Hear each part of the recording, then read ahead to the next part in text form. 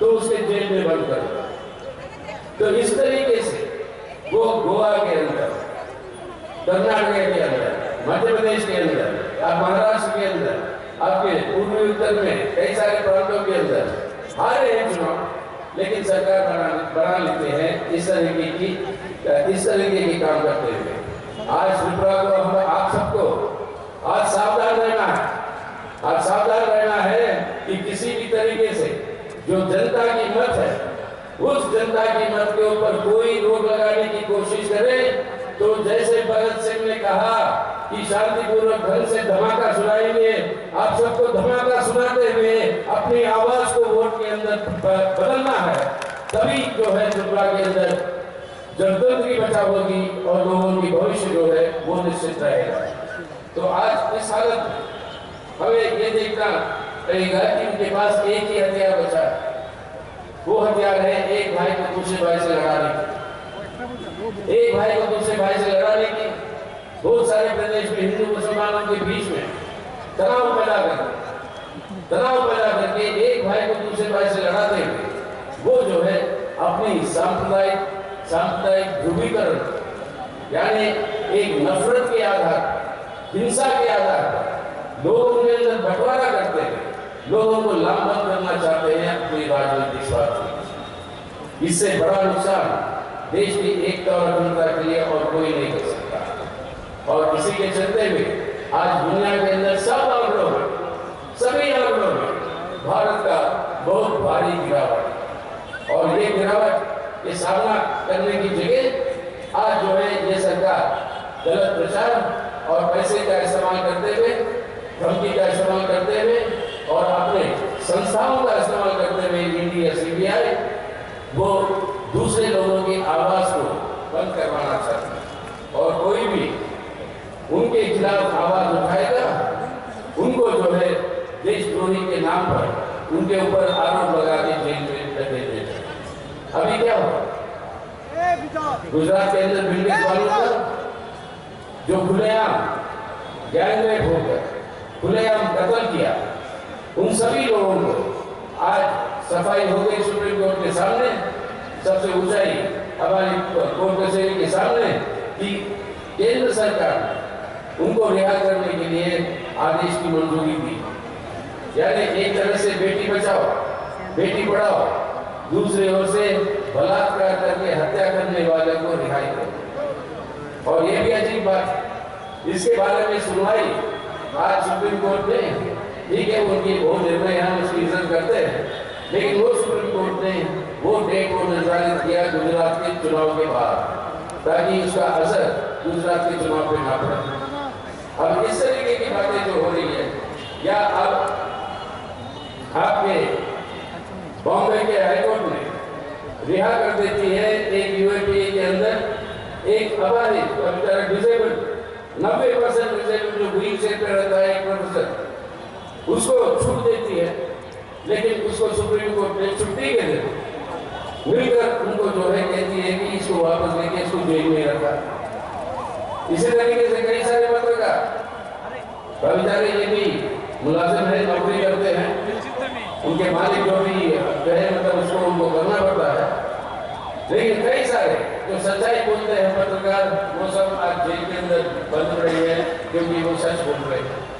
तो विपक्ष के ऊपर ये हमला की पूरे संस्थाओं का दुरुपयोग हो रहा है, पार्लियामेंट से लेकर आपके कोर्ट कचहरी से आपके यहाँ तक ये पंचायत इलेक्शन कमीशन, इन सब के ऊपर दबाव है कि शासक पार्टी के साथ जो है उनके साथ देने के लिए ये सब दबाव चल रहा है। इससे हमारी जनतांत्रिक व्यवस्था को भी जो है आज नष्ट किया जा रहा है। यानी एक तरफ से देखें भारत का संविधान जो है जिसके 4 मुख्य स्तंभ है, और वो 4 मुख्य स्तंभ है धर्मनिरपेक्ष जनतंत्र, दूसरा है आर्थिक संप्रभुता, यानी देश की संपत्ति आपकी और हमारी, मालिक लोग है। आज मोदी सरकार हो या कोई भी सरकार, ये सरकार जो है सिर्फ मैनेजर को कोई अधिकार नहीं होता बिना जो मालिक है उसकी इजाजत लिए हुए उस संपत्ति को बेचने का। मोदी सरकार वही काम कर रहा, बिना हमारी इजाजत लिए आपकी हमारी रहा है पब्लिक सेक्टर को और ये लूट मची हुई है, ऐसे परिस्थिति में मालिक को क्या करना चाहिए? मालिक के पास सामने एक ही रास्ता है और वो रास्ता है कि ये मैनेजर अगर गलत कर रहा है, लूट रहा है हमारी संपत्ति को, इस मैनेजर को हटाओ और नए मैनेजर को ले आओ। वही है तरीका हमारी संपत्ति को बचाने का। और उसी तरीके से आज इस बीजेपी को हटाने की जरूरत है देश में और आपके त्रिपुरा में। बिना उसके ना हमारे देश को बचा पाएंगे हम, ना हमारी जनतांत्रिक अधिकारों को, ना हमारी भविष्य।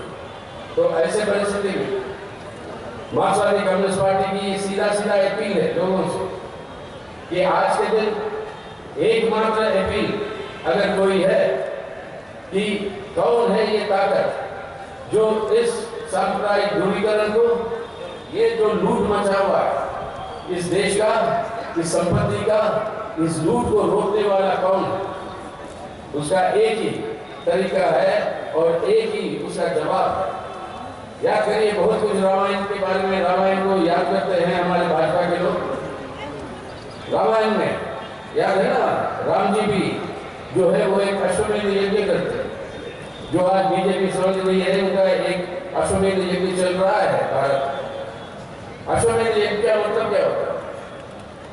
अश्वमेध यज्ञ का मतलब ये होता है कि राजा एक सफेद घोड़ा भगाता है और घोड़ा जहां तक भागता है वो सब कहता है ये पूरा मेरा राज है। अगर किसी को हिम्मत करनी है तो उस घोड़े को रोकना पड़ेगा और घोड़ा रोकेगा तो राजा के सेना के साथ लड़ना पड़ेगा। कोई हिम्मत नहीं करता तो घोड़ा भागते रहती है। मोदी साहब और भाजपा आज यही समझ रहे कि उसके घोड़े को रोकने वाला कोई ताकत नहीं है। लेकिन याद करो उन्हीं की परिभाषा में बोल रहा हूं मैं, उन्हीं की परिभाषा में बोल रहा हूं। रामायण में राम का घोड़ा को कोई रोकता है? कौन है ये घोड़े को रोकने वाला? घोड़े को रोकने वाला दो जुड़े भाई लव और कुश, और ये जुड़े भाई इस राम की अश्वमेध यज्ञ के सफेद घोड़े को रोकते हैं। आज की राजनीतिक परिस्थिति में राजनीतिक जुड़े भाई हैं और वो राजनीतिक जुड़े भाई हैं जो इस लाल झंडे के अंदर नजर आ रहे हैं आपको। एक किसान का हथौड़ी और एक किसान का हथियार और मजदूर का हथौड़ी। ये किसान हथौड़ी का जो एकता है ये है दो जुड़वे भाई, और ये दो जुड़वे भाई लाल झंडे के साथ है। और ये लाल झंडा आज भाजपा के अश्वमेध यज्ञ को रोकेगा, इस सफेद घोड़े को रोकेगा और अपने देश को और त्रिपुरा को बचाएगा। आज ये हम लोग को ये संकल्प लेंगे कि आज देश को बचाना है, तब इस लाल झंडे को मजबूत करना। त्रिपुरा के अंदर हमारे ट्राइबल और नॉन ट्राइबल लोगों के बीच में जो एकता रहा, ये है जुड़वे भाई त्रिपुरा के ट्राइबल और नॉन ट्राइबल लोग। इन जुड़वे भाइयों की एकता को जो तोड़ रहे हैं ये बीजेपी वाले, उसको बरकरार और कायम रखने की जरूरत है। तो इस लाल झंडे को मजबूत करते हुए, वामपंथी ताकतों को मजबूत करते हुए हमारी अपील है सभी धर्मनिरपेक्ष ताकतों से और सभी धर्मनिरपेक्ष ताकतों से कि आज हम सबके साथ हमारा कर्तव्य है हमारे भारत को बचाना, और भारत को बचाना है। बिना त्रिपुरा को बचाए हुए भारत नहीं बच सकता। और त्रिपुरा को बचाना है, भारत को बचाना है। अगर भारत को बचाना है तो आज सब धर्मनिरपेक्ष ताकतें इस सांप्रदायिक ध्रुवीकरण के खिलाफ, इस नफरत और हिंसा की राजनीति के खिलाफ, और जिस तरीके से हिंसा की राजनीति की इस्तेमाल होती है अपनी राज को हासिल करने के लिए भाजपा की तरफ से, उसको बिना हराए हुए ये संभव नहीं है। आज अगर अपने देश को बचाना है, भारत को बचाना है, त्रिपुरा को बचाना है, तो सब धर्मनिरपेक्ष ताकतों की सबसे ज्यादा लामबंदी करने की जरूरत है, ताकि वो इस सांप्रदायिक जहर को, इस सांप्रदायिक ध्रुवीकरण को हम हरा सकें। और इसी के आधार पर भारत को बचाते हुए आज भारत को बदलना, एक बेहतर भारत के अंदर, क्योंकि आज कोई संपत्ति की और साधन की कमी नहीं है देश में, हम बदल सकते हैं अगर नीति सही होंगे। आज हमारे देश के अंदर साधन की कोई कमी नहीं है। यही पैसा जो हमारे अमीरों को आपके टैक्स के छूट में दे रहा है मोदी सरकार, उसके ऋण माफी कर रहा है मोदी सरकार, 11 लाख करोड़, जैसे मैं पहले बोल रहा था आपको, 11 लाख करोड़ रुपए का जो ऋण माफी किया पिछले 8 सालों में, अगर वो नहीं होता, यही पैसा खर्च करता मोदी सरकार हमारे देश के अंदर सड़कें बनाने के लिए, नहरें बनाने के लिए, तो लाखों करोड़ों की तादाद में नए नौकरियां सृष्टि होती है। हमारा नौजवान भटकता नहीं, बेरोजगार, उसके लिए नई नौकरियां सृष्टि हो सकती है। और वो नई नौकरियां जब नौजवान को मिलेगा, वो जब उसका वेतन खर्च करेगा, तब ये बंद पड़े कारखाने, छोटे मोटे कारखाने, ये सब खुलेंगे और रोजगार और बढ़ेगा। ये रास्ता सामने है, ये विकल्प है सामने। ये विकल्प के चलते हुए हम भारत को, त्रिपुरा को और पूरी देश के हर हिस्से को हम बदल सकते हैं, एक बेहतर समाज में एक बेहतर प्राप्त है।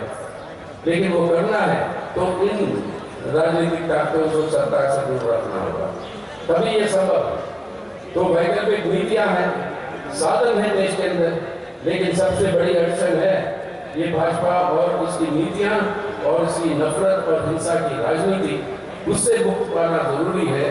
और वहां पर अपने नौजवानों का बहुत बड़ा भूमिका, नौजवान हमारा तय करेगा कि क्या किस तरीके की भविष्य होगी खुद की, और किस तरीके की भविष्य होगी अपने देश का और आपके त्रिपुरा का। और ये नौजवान को आज तय करना होगा कि किस तरीके से त्रिपुरा चाहते हो आप, किस तरीके के भारत चाहते हो आप। अगर ये भारत को एक बेहतर भारत में बनाना है, तो आज इन ताकतों को सत्ता से दूर रखना अनिवार्य है, वरना ये संभव नहीं हो पाएगा।